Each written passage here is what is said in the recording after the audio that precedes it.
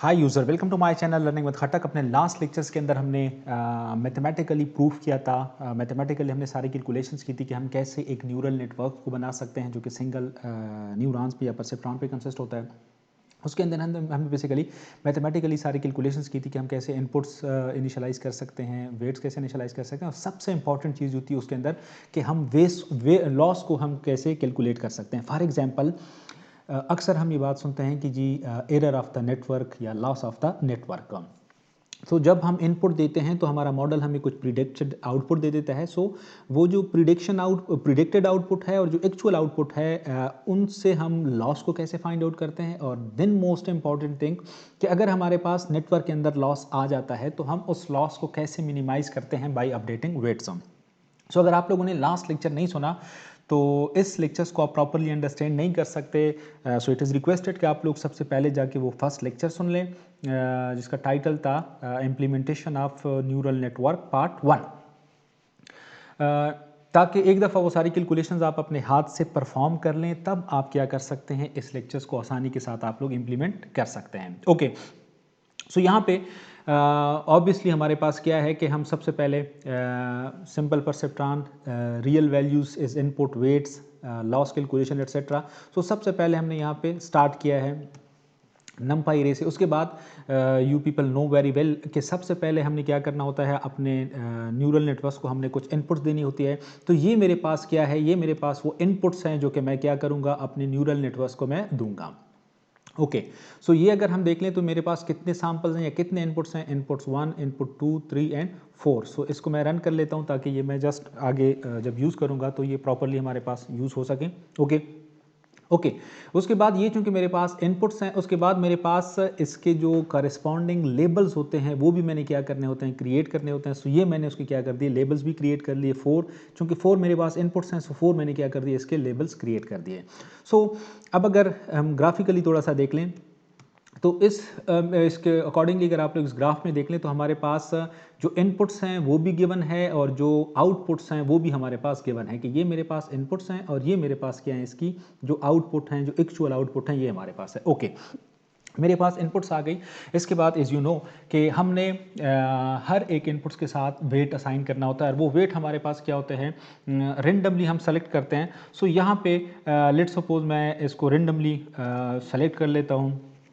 मैंने कुछ वैल्यूज़ इसको दे दी हैं, वो वैल्यूज़ मेरे पास लेट्स सपोज मैंने यहाँ पे कर दिया है 0.9 और 0.9। ओके, उसके बाद मैं क्या कर लेता हूँ कि मैं ये देखना चाहता हूँ कि मेरे पास ये जो इसको मैं रन कर लूँ, इसको भी मैं रन कर लूँ एंड देन इसको भी मैं ओके। अब इसके बाद मैं मेरे पास मैं ये देखना चाहता हूँ कि मेरे पास टोटल नंबर ऑफ़ सैम्पल्स कितने हैं। तो उसके लिए मुझे सिंपली जो फीचर्स मीन जो मैंने अरे डिक्लेयर किया है इनपुट्स के लिए, वो डॉट शेप 0। तो ये अगर मैं रन कर लूँ तो ये मुझे यहाँ पे दिखा देगा कि देख लें कि आपके पास टोटल कितने सैम्पल्स हैं, 4 number of samples are there. Similarly अब अगर मैं ये देखना चाहता हूँ कि मेरे पास लेबल्स कौन कौन से हैं, मेरे पास लेबल्स कौन कौन से हैं, तो मैं उन लेबल्स को भी डिस्प्ले करवा सकता हूँ। फॉर एग्जांपल अगर मैं यहाँ पे लेबल्स को डिस्प्ले करवाना चाहता हूँ, just I have to write labels. तो ये अगर मैं रन कर लूँ तो लुक एट दिस, मेरे पास ये सारे लेबल्स अब आ गए। ओके, अब इसके बाद अगर मैं लेट्स सपोज जो मेरे पास सैम्पल हैं, मैं वो सारे सैम्पल डिस्प्ले करवाना चाहता हूँ कि मेरे पास कौन कौन से सैम्पल हैं। उसके लिए मुझे क्या करना होगा, मुझे सिंपल एक फार लूप लगाना पड़ेगा। उस फार लूप से मैं उसके थ्रू मैं ये करता हूँ कि for i is equal to in range 0 feature dot shapes.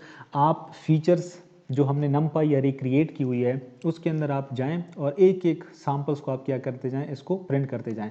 तो जैसे ही मैं इसको रन कर लेता हूँ तो ये मेरे पास देख लें जो सैम्पल्स थे वो मेरे पास डिस्प्ले हो गए कि ये मेरे पास क्या है, सैम्पल्स हैं। ओके, अब मैं क्या करता हूँ, क्योंकि मेरे पास मोस्टली इस केस के अंदर 2 इंस्टेंसेस हैं। अब वो 2 इंस्टेंसेस मैं क्रिएट कर लेता हूँ x1 और x2 के नाम पे। तो मेरे पास देख लें इंस्टेंस 1 मीन्स वो जो फीचर्स थे वो सारे फीचर्स मैंने इंस्टेंस वेरिएबल के अंदर रख लिया और वो फिर मैं कहता हूँ कि जी इंस्टेंस 0 इंडेक्स पे जो वैल्यू है वो x1 को असाइन कर दें और 1 इंडेक्स पे जो वैल्यू है वो आप क्या कर लें, 2 पे असाइन कर दें। ओके, सो ये अब तो मेरे पास बन गए 2 इंस्टेंसेस।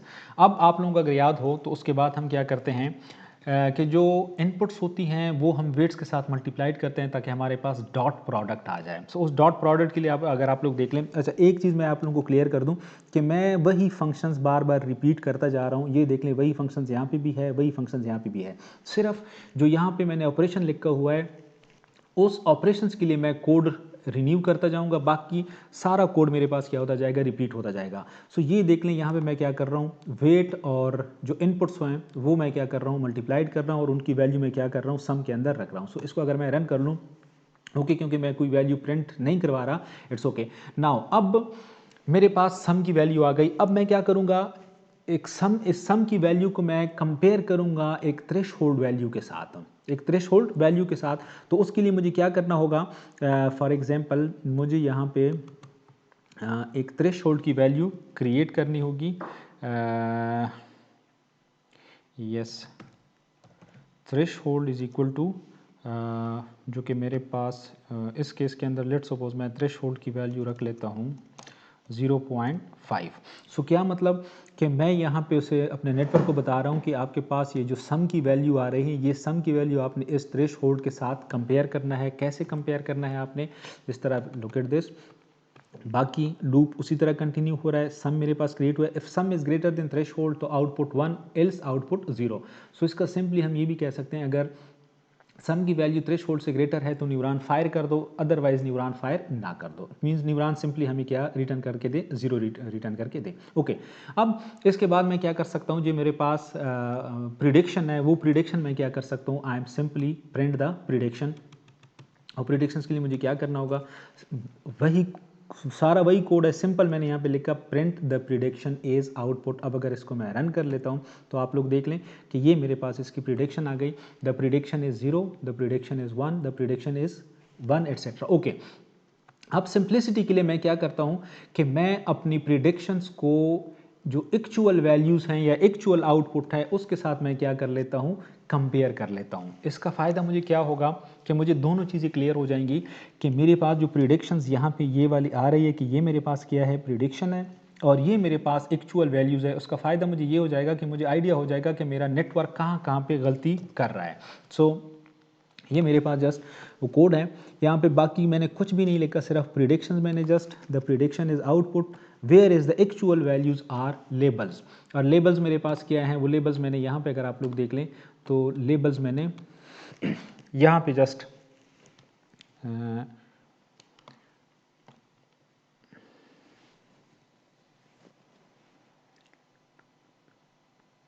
ओके, सो यहाँ पे मेरे पास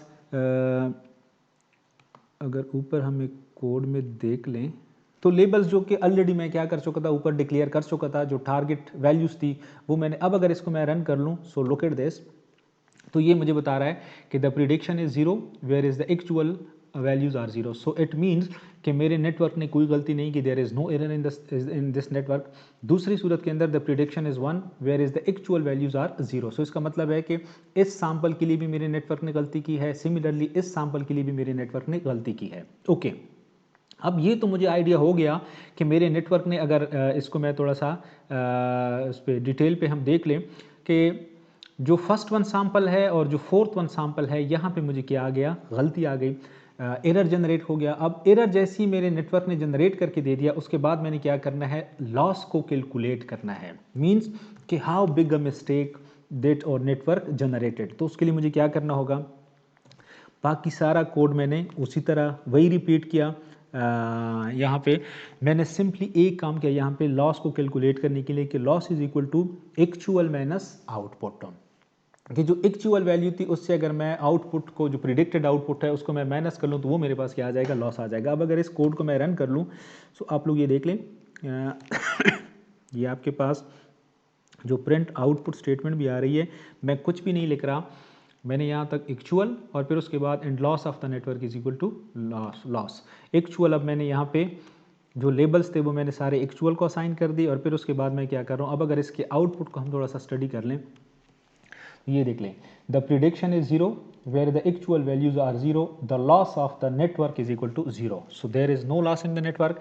लेकिन दूसरी सूरत में अगर आप देख लें, the prediction is 1 where the actual values are 0। So इसका मतलब है इसके अंदर लॉस है and the loss of the network is equal to -1। So second instance के लिए भी मेरे पास -1 लॉस आ गया, थर्ड के लिए भी आ गया, जबकि फर्स्ट और फोर्थ के लिए मेरे पास मेरे नेटवर्क के अंदर कोई लॉस नहीं है। ओके, अब हमने कहा हुआ था कि अगर मेरे नेटवर्क के अंदर लॉस आ जाता है तो फिर मुझे क्या करना होगा, मुझे वेट्स को अपडेट करना होगा।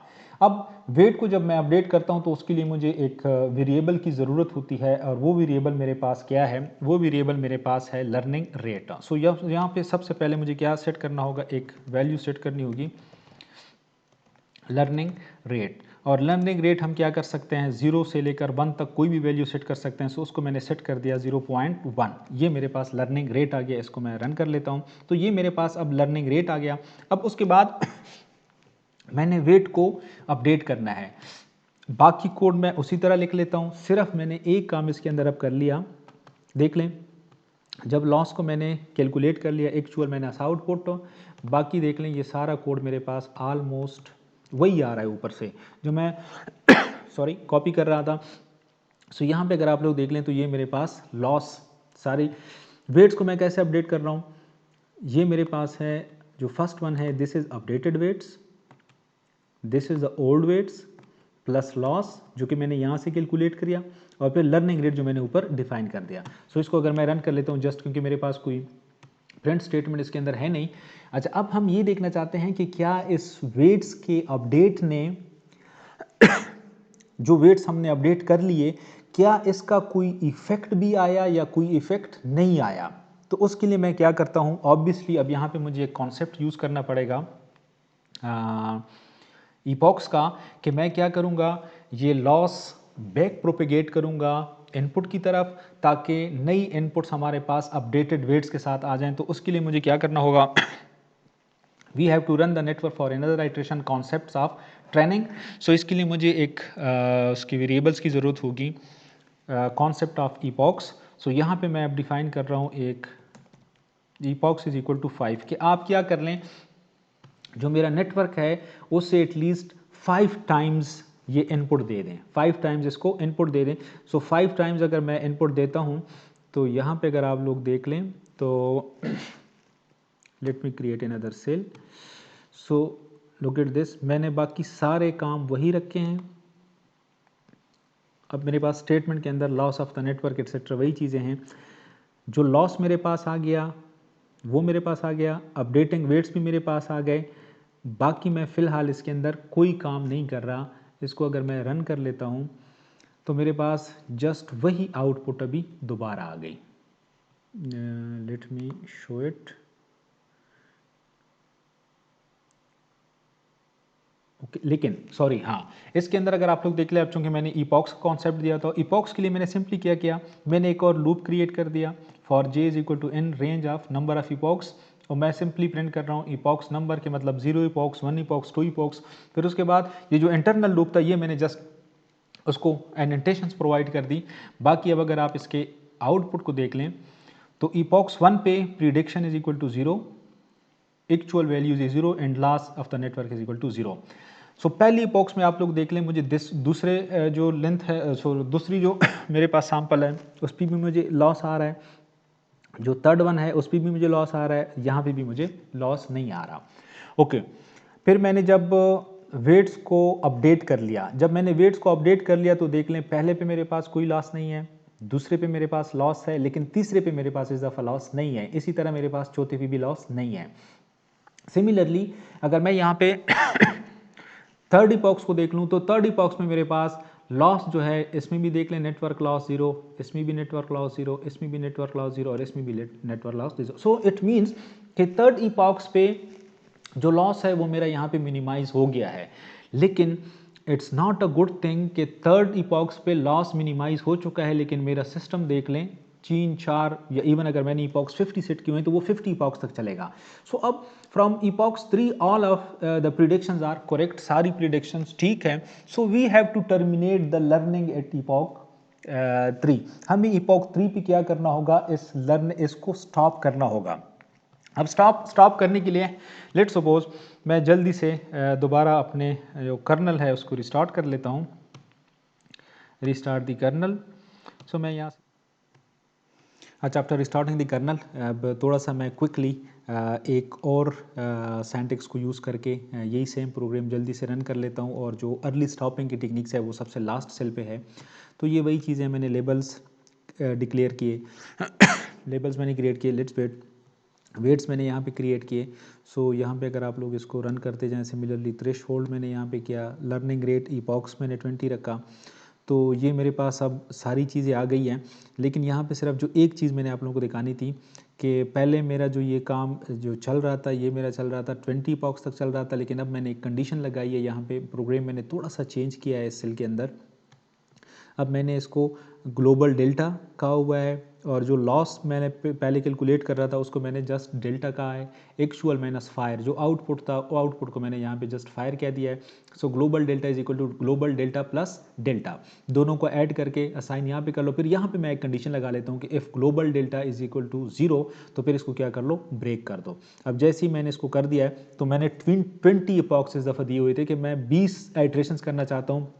लेकिन देख ले इपॉक्स 3 पे जैसे ही मेरे पास एरर जो है वो 0 आ गया, तो मैंने क्या कर दिया, इसको टर्मिनेट कर दिया। तो ये हमारे पास सिंपल एक कॉन्सेप्ट था जिसके अंदर हमने क्या किया, जस्ट लॉस को सबसे पहले हमने कैलकुलेट कर दिया यहाँ पे।